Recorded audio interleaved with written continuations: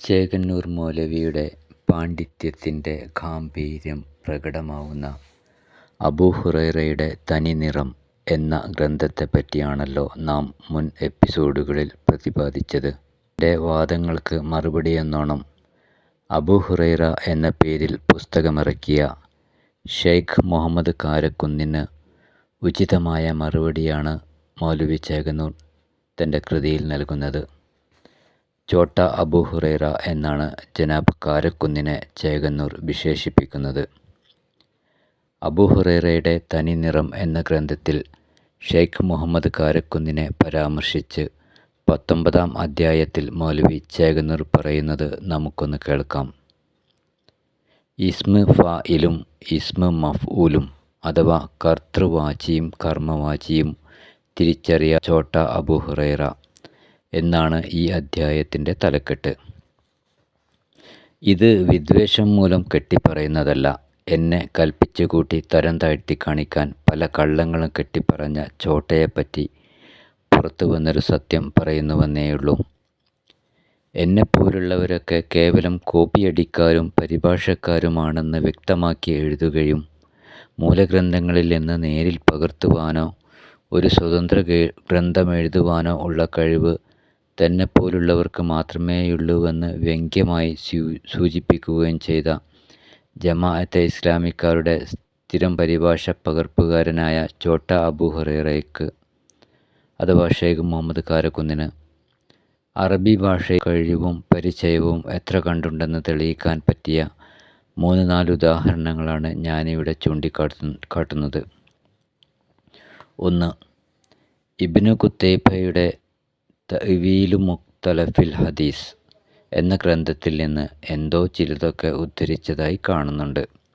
അതൊന്നും എനിക്ക് ബാധകമായതോ എൻ്റെ ഏതെങ്കിലും വാദത്തെ ഖണ്ഡിക്കുന്നതോ അല്ലാത്തതുകൊണ്ടും നൂറ്റാണ്ടുകൾക്ക് മുമ്പ് കാലഹരണപ്പെട്ടു പോയ ചില വാദഗതികളായതുകൊണ്ടും ആ ഉദ്ധരണികളെപ്പറ്റി ഞാൻ ഇപ്പോഴൊന്നും പരാമർശിക്കുന്നില്ല.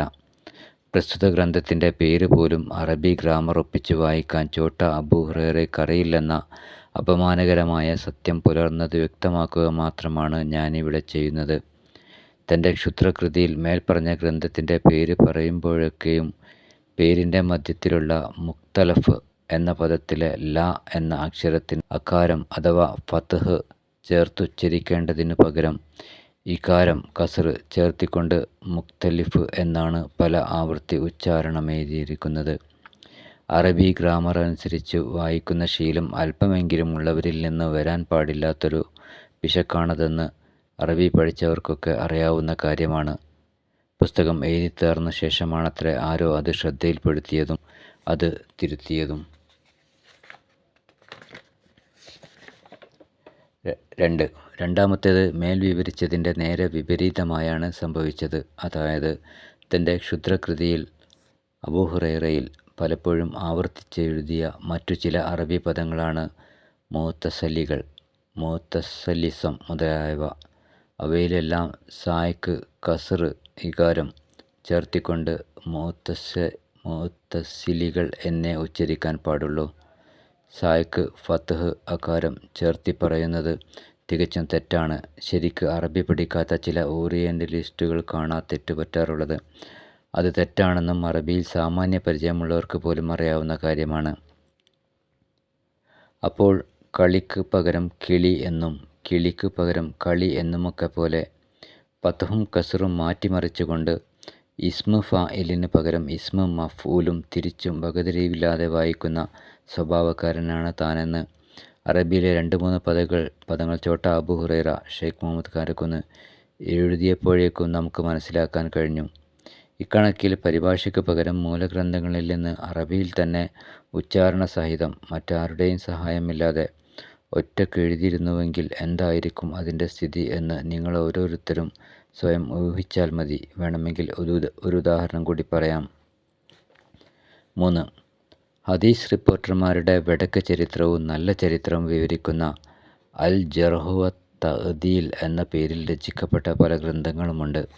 റിപ്പോർട്ടർമാരുടെ ഗുണദോഷങ്ങൾ വിവരിക്കുന്ന ഗ്രന്ഥമെന്ന അർത്ഥത്തിലാണ് ആ പേര് കൊടുത്തിരിക്കുന്നത്. എന്നാൽ ജമാഅത്തുകാരനായ ചോട്ട അബൂഹുറൈറ തൻ്റെ അബൂ ഹുറൈറ എന്ന കൃതി 201 പേജിലെ അടിക്കുറിപ്പിൽ ഉച്ചാരണമെഴുതിയതെങ്ങനെ എന്നല്ലേ? പേരിലെ ആദ്യാക്ഷരമായ ജായ്ക്ക് അകാരത്തിന് പകരം ഉകാര ചിഹ്നം ചേർത്തിക്കൊണ്ട് അൽ ജുർഹു വത്തഅദീൽ എന്നാണ് എഴുതിയിരിക്കുന്നത്. ശരീരത്തിലെ മുറിവ്, വ്രണം എന്നൊക്കെയാണ് ജുർഹ എന്ന അറബി പദത്തിൻ്റെ അർത്ഥം. അപ്പോൾ റിപ്പോർട്ടർമാരുടെ ഗുണദോഷ ചരിത്രങ്ങൾ വിവരിക്കുന്ന ഗ്രന്ഥമെന്നതിന് പകരം റിപ്പോർട്ടർമാരുടെ ശരീരത്തിലെ വ്രണവും ചരിത്രത്തിലെ ഗുണവും വിവരിക്കുന്ന ഗ്രന്ഥമെന്നായി അർത്ഥം. ഇതിലപ്പുറം നാണക്കേട് വേറെ വല്ലതുമുണ്ടോ? ഗ്രന്ഥങ്ങളുടെയും മറ്റും പേരുകളിൽ വന്നുപോയ ഉച്ചാരണ പിശകുകളൊന്നും അത്ര കാര്യമാക്കാനില്ലെന്നും ഗ്രന്ഥവാക്യങ്ങൾ വായിക്കുമ്പോഴേ ഉച്ചാരണം ശ്രദ്ധിക്കേണ്ടതുള്ളൂവെന്നുമുള്ള ഞൊണ്ടി ന്യായങ്ങളൊന്നും പറഞ്ഞ് വിവരക്കേട് മറച്ചു പിടിക്കാൻ ആരും ശ്രമിക്കേണ്ട. അറബി ഭാഷയിൽ പരിജ്ഞാനമുള്ള ഒരാളിൽ നിന്ന് വരാൻ പാടില്ലാത്ത വ്യക്തമായ ഉച്ചാരണ പിശകുകളാണ് മേൽ വിവരിച്ചതൊക്കെയും. അതെല്ലാം സാരമായ അർത്ഥവ്യത്യാസമുണ്ടാക്കുന്നവയുമാണ്. എന്നിരിക്കെ അതെല്ലാം അറിയുന്ന ഒരാൾ പേരുകളാണെന്ന് വെച്ച് മനഃപൂർവ്വം തെറ്റി വായിക്കുക എന്നത് സംഭവ്യമല്ല. അറബിയിലുള്ള പരിചയക്കുറവ് കൊണ്ട് മാത്രമേ അങ്ങനെ സംഭവിക്കൂ. അറബി പദങ്ങളുടെ പ്രൂഫ് മാത്രം ശ്രദ്ധിക്കാറില്ലെന്ന് പറഞ്ഞാൽ അത് നടക്കുകയില്ല. ശുദ്ധിപത്രം പുസ്തകത്തിൻ്റെ അവസാന പേജിൽ പോലും തയ്യാറാക്കിയ ചോട്ട അബൂ ഹുറൈറ മേൽ വിവരിച്ച പിശകുകളൊന്നും തിരുത്താതിരിക്കാൻ കാരണമെന്ത്? വേണമെങ്കിൽ ഇനിയും കാണുക. ഗ്രന്ഥവാക്യങ്ങളിൽ നിന്നുള്ള ഒരു ഉദാഹരണം തന്നെ പറയാം. 4. ജമാഅത്തിലെ ചോട്ട അബൂ ഹുറൈറയുടെ കൃതിയിൽ വല്ല അറബി വാക്യവും പേരുകളല്ലാത്തത് കിട്ടുമോ എന്ന് ഞാൻ പരിശോധിച്ചപ്പോഴാണ് 129 പേജിലും 128 പേജിലെ അടിക്കുറിപ്പിലും ഒരു ഹദീസിൻ്റെ കഷ്ണം ഉച്ചാരണ സഹിതം ആവർത്തിച്ച് എഴുതി കണ്ടത്. വകുന്തു അൽ സമുറസൂലുല്ലാഹി അലാ മിൻ ഇബ്ത്വാനി ബുഖാരി എന്നായിരുന്നു ആ കഷ്ണം. ആ ഹദീസിൻ്റെ ആശയത്തെപ്പറ്റി അല്പം പറയാനുണ്ട്. ശേഷം ഉച്ചാരണത്തെക്കുറിച്ച് പറയാം. ഹദീസിൻ്റെ അർത്ഥം ശ്രദ്ധിക്കുക. എൻ്റെ വയറ് നിറയ്ക്കുന്നതിൻ്റെ പേരിൽ നബിയെ വിട്ടുപിരിയാതെ നടക്കുകയായിരുന്നു എൻ്റെ പതിവ് എന്നാണ് ഹദീസിൻ്റെ ശരിയായ അർത്ഥം. അബൂ ഹുറൈറയുടെ വായിലൂടെ ഓർക്കാതെ ചാടിപ്പോയ ഒരു സത്യം മാത്രമാണത്. അതല്ലെങ്കിൽ അന്നുണ്ടായിരുന്ന സ്വഹാബികൾക്കെല്ലാം അതറിയാവുന്നതുകൊണ്ട് സന്ദർഭം വന്നപ്പോൾ അത് തുറന്നു പറഞ്ഞതായിരിക്കാം. ചോട്ടകളും തങ്ങൾക്ക് ന്യൂനതയുണ്ടാക്കുന്ന ചില കാര്യങ്ങൾ തുറന്നു പറയാൻ ചിലപ്പോൾ നിർബന്ധിതരാകാറുണ്ടല്ലോ. ഏതായാലും ഒരു ഭൗതിക ലക്ഷ്യവുമില്ലാതെ കേവലം സത്യത്തിന് വേണ്ടി ത്യാഗം ചെയ്ത് ഇസ്ലാമിലേക്ക് ഹിജ്റ വന്ന മഹാനാണ് അബൂ ഹുറൈറ എന്ന ചോട്ടകളുടെ കള്ളവാദത്തിൻ്റെ പൊള്ളത്തരം അപ്പടി തുറന്നു കാണിക്കുന്നതാണ് അബൂ ഹുറൈറയുടെ മേൽ പ്രസ്താവന എന്നതിൽ സംശയമില്ലല്ലോ. അങ്ങനെ വന്നപ്പോൾ ചോട്ടകൾ ചെയ്ത പണിയെന്തെന്നല്ലേ? ഹദീസിൻ്റെ അർത്ഥത്തിൽ മനഃപൂർവ്വം കള്ളം പറയുക തന്നെ. അതായത് അലാമിൻ ഇബത്വനി എൻ്റെ വയർ നിറക്കുന്നതിൻ്റെ പേരിൽ നബിയുടെ പിന്നാലെ നടക്കലായിരുന്നു എൻ്റെ ജോലി എന്ന അർത്ഥത്തിലുള്ള വാക്യത്തിന് എൻ്റെ വിശപ്പടക്കുന്നതിൽ മാത്രം തൃപ്തിപ്പെട്ട് ബാക്കി സമയം മുഴുവൻ നബിയോടൊപ്പം ചെലവഴിക്കലായിരുന്നു എൻ്റെ പതിവെന്നാണ് ചോട്ട അബൂ ഹുറൈറ അർത്ഥം കൊടുത്തിരിക്കുന്നത്. ഇസ്മ ഫായിലും ഇസ്മ മഫ്ഊലും ജർഹും ജുർഹും തമ്മിലുള്ള വ്യത്യാസങ്ങൾ മനസ്സിലാക്കാത്ത ചോട്ട അബൂ ഹുറൈറ ഇതുപോലുള്ള വിവരക്കേടുകൾ എഴുതിയില്ലെങ്കിലല്ലേ അത്ഭുതമുള്ളൂ. ആ ഭാഗം ഇരിക്കട്ടെ.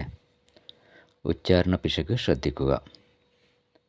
എൻ്റെ വയർ നിറയ്ക്കാൻ വേണ്ടി എന്നോ വിശപ്പടയ്ക്കാൻ വേണ്ടി എന്നോ എന്തർത്ഥം പറഞ്ഞിരുന്നാലും ശരി, അലാമിൻ ഇബ്ത്വാനി എന്ന് ത്വാക്ക് സംവൃതോകാരത്തോടു കൂടി മാത്രമേ വായിക്കാൻ പാടുള്ളൂ.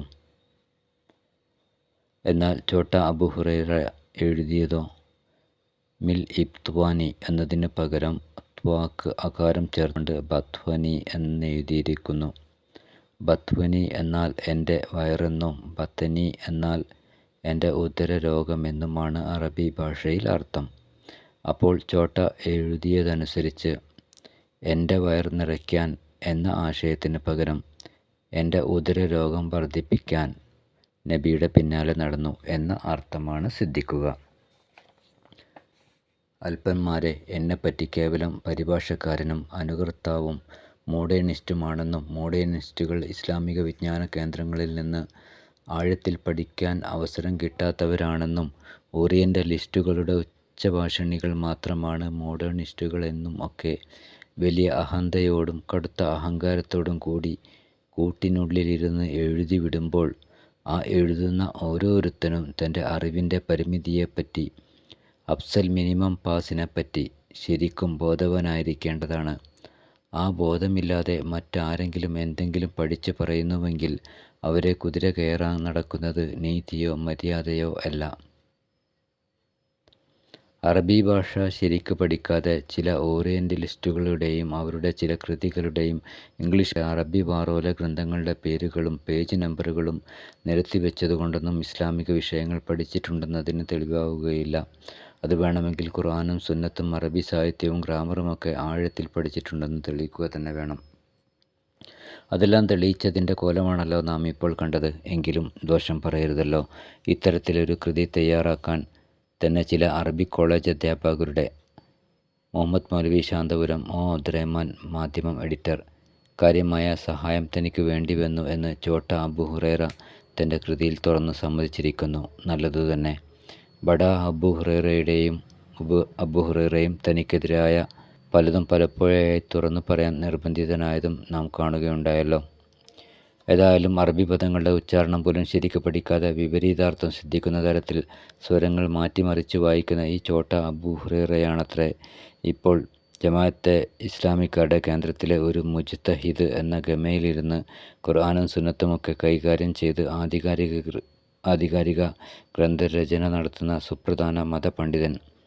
അപ്പോൾ അത്തരം ഗ്രന്ഥങ്ങളുടെ ഉള്ളടക്കത്തിൽ എന്തെല്ലാം മണ്ടത്തരങ്ങളായിരിക്കും എഴുതി വച്ചിട്ടുണ്ടാവുക എന്നും മാന്യ വായനക്കാരും വിശേഷിച്ചും ജമാഅത്തെ ഇസ്ലാമി സുഹൃത്തുക്കളും മേലിൽ ഓർക്കുന്നത് നന്ന്. ചെകുന്നൂർ മൗലവി അബു ഹുറൈറയുടെ തനിനിറം, പേജ് നമ്പർ 140 മുതൽ 144 വരെ.